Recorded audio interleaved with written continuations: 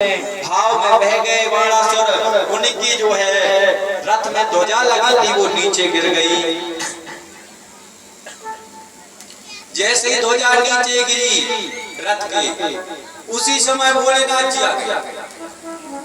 जैसे कन्हैया आए, कन्हैया ने कहा बाबा आप कहाँ? तो बाबा ने कहा कन्हैया तुम कहाँ?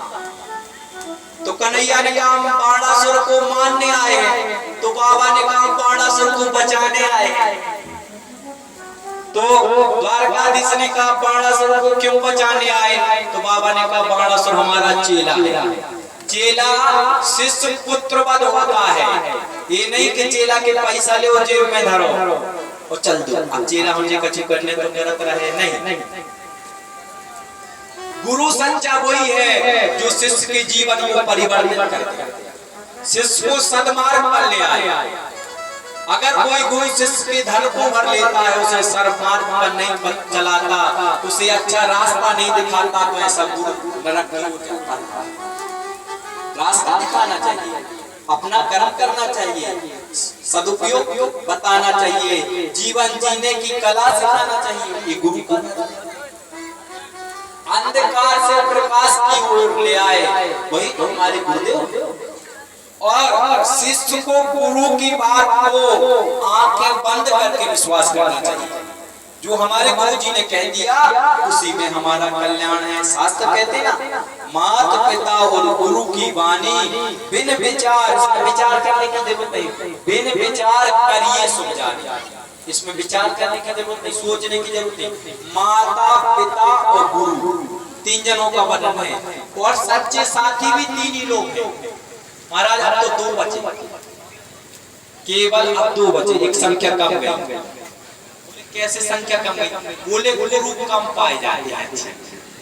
अब तो गुरु ऐसे पाए जाते कि अपनों काम मानता उखाड़ में जाए जब मोरो पेट हाउ और मैं ना दे हाउ। ऐसे गुरु नहीं मिल रहे कि सद्मार्ग बताएं, अच्छा रास्ता दिखाएं। ऐसे गुरु मिल रहे जगत में, माइक से ऐलान कर रहे भैया जिनको दीप चले ना वो कल आगे दीप चले। कम से कछु नहीं दे तो 100 रुपया तो दे है, कुछ नहीं देगा तो 100 रुपया मिल जाएंगे, नारियल मिल जाएगा। हम लग रहा तो ऐसा ऐसा सोचने से कभी कल्याण नहीं होगा।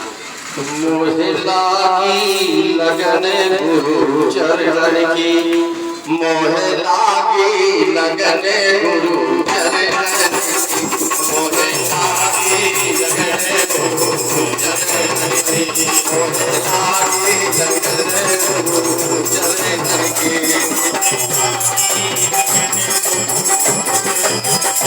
मोहे लागी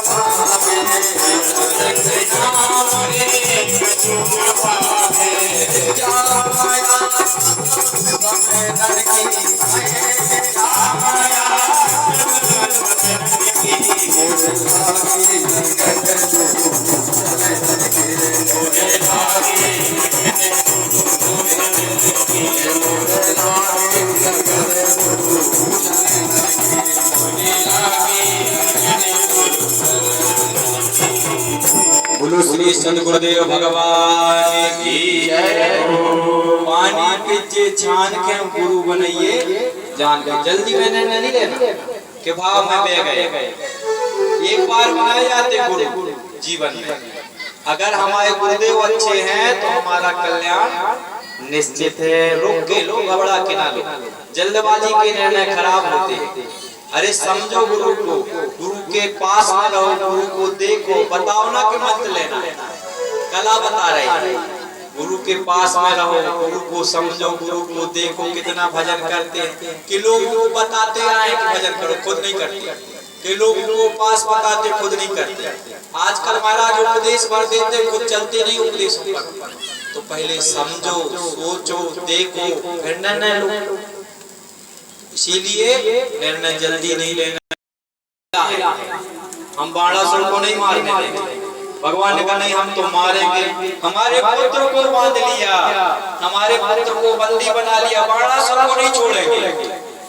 भोलेनाथ जी का हम नहीं मारने देंगे, तो कहा हम मारेंगे। तो भोलेनाथ जी ने कहा पहले हमसे लड़ाई करो। द्वारकाधीश से कहा पहले हमसे लड़ाई करो, अगर हमसे जीत जाओगे तो चेला को मार देना, कोई दिक्कत नहीं। अब द्वारकाधीश ने कहा ठीक है, अगर बाबा तुमको यही चाहिए।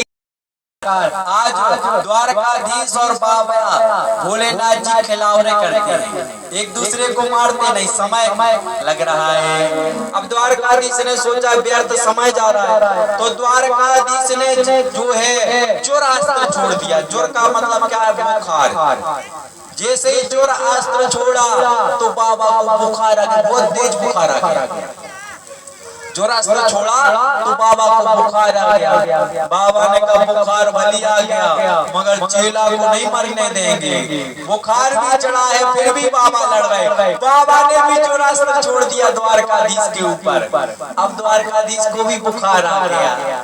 महाराज एक दूसरे को एक कथा सुनने से बुखार उतर जाता है। जैसे किसी को कई महीनों से बुखार चढ़ रहा हो, अगर ये कथा सुन लेगा तो उसका बुखार दूर हो जाएगा। जोर अस्त्र छोड़ दिया, बाबा ने भी छोड़ दिया। तुम्हारे पास हमारे पास बाबा ने भी जोर अस्त्र छोड़ दिया। द्वारकाधीश को भी बुखार आ गया।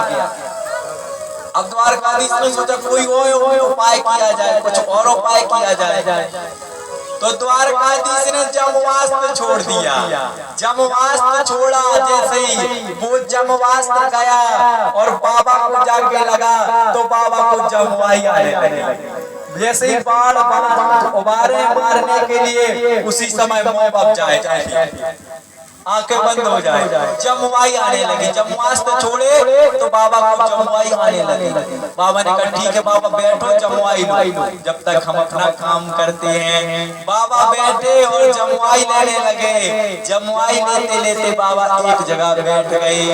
इधर द्वारकाधीश गए और बाणासुर को ललकारा, बाणासुर तुझे कितना अभिमान है अपनी ताकत पर, कितना बल है अपनी ताकत पर, आज तू मुझसे युद्ध कर। बाणासुर में और द्वारकाधीश में घनघोर युद्ध हुआ महाराज। युद्ध चलते चलते महाराज द्वारकाधीश ने सारी सेना को समाप्त कर दिया। बाणासुर सेना को समाप्त कर दिया।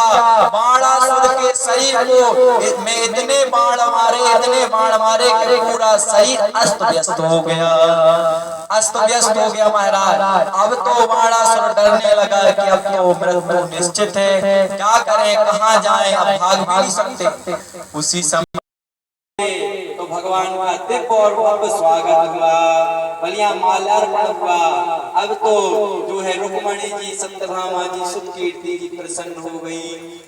पुत्र भी आया और साथ में बहू को भी लाया, बड़ी प्रसन्न हो गई और प्रसन्नचित्त होकर रहने लगी।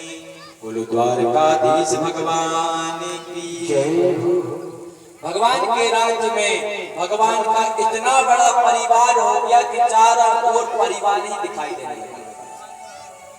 लड़के हुए, उनके नाती पोता हो गए महाराज। एक दिन छोटे छोटे बालक गेंद खेल रहे थे। क्या खेल रहे थे? गेंद खेलते खेलते जामवंती जी के पुत्र का नाम है सांबा।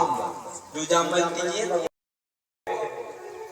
जैसे ही गेंद कुआं में गिरी और बालकों ने कुआं में झांक के देखा तो एक बहुत बड़ा किलकिलास पड़ा था। किलकिलास का मतलब एक बहुत बड़ा गिरगिट पड़ा था महाराज, बहुत बड़ा गिरगिट पड़ा था। वो गिरगिट जो था उसका सिर कुएं के नीचे था, जहाँ कुएं के वो रहती ना जहाँ जल भरा रहता है, वहां उसका सिर था और उसकी पूंछ कुआ के बाहर निकली थी। इतना बड़ा गिरगिट था, इतना बड़ा किलकिलास था, संस्कृत का शब्द है किलकिलास, इतना बड़ा किलकिलास था। अब तो उन बालकों ने देखा और देख के भागे, बोले दादा दादा बचा लो। कन्हैया ने कहा क्या हुआ? बोले कुआं में बहुत बड़ा किलकिलास पड़ा है, बहुत बड़ा गिरगिट पड़ा है। अब बाबा द्वारकाधीश वहां से दौड़ते आए और आगे द्वारकाधीश ने देखा, बोले इतना बड़ा किलकिलास कभी नहीं देखा, इतना बड़ा गिरगिट कभी नहीं देखा। देखने के बाद जो है भगवान ने पूछने का प्रयास किया, भैया कौन हो, कहां से आए हो, क्या नाम है, किस कारण से आगमन हुआ? अब वो गिरगिट नहीं बोल पा रहा, उसमें बोलने की क्षमता नहीं है। जब भगवान ने उसको स्पर्श किया, स्पर्श मात्रेण, केवल स्पर्श किया, केवल छुआ भर, जैसे ही छुआ तो वो दिव्य रूप में महापुरुष बन के प्रकट हो गया। द्वारकाधीश भगवान की जब वो दिव्य राजा बना तो द्वारकाधीश ने पूछा, भैया कौन हो, किस कारण से तुम्हें गिरगिट की योनि प्राप्त हुई, किस कारण से तुम किलकिलास बने हो, बताओ क्या कारण है? तब उस राजा ने कहा, महाराज हम पाप के कारण किलकिलास नहीं बने, ना हमने कोई अपराध किया, ना कोई पाप किया, ना कोई अधर्म किया, ना कोई दुष्कर्म किया, इसके कारण हम किलकिलास नहीं बने, हमने अच्छा काम किया, इसके बाद हम किलकिलास बने। द्वारकाधीश ने कहा कोई अच्छा काम करने के बाद योनि को ऐसी प्राप्त नहीं होता, झूठ बोल रहे हो राजा, झूठ बोल रहे हो, सच्ची बात बताओ क्या हुआ? तो राजा ने कहा, महाराज सुनो, हम आपसे प्रार्थना करते सच्ची घटना बताते हैं। हम राजा निरग हैं। क्या है? राजा निरग हैं। और हम ऐसे वैसे राजा नहीं हैं, हम बहुत बड़े सम्राट राजा हैं।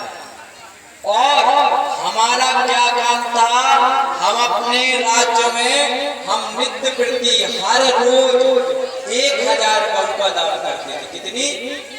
बोले 1000 गौ का दान करते थे।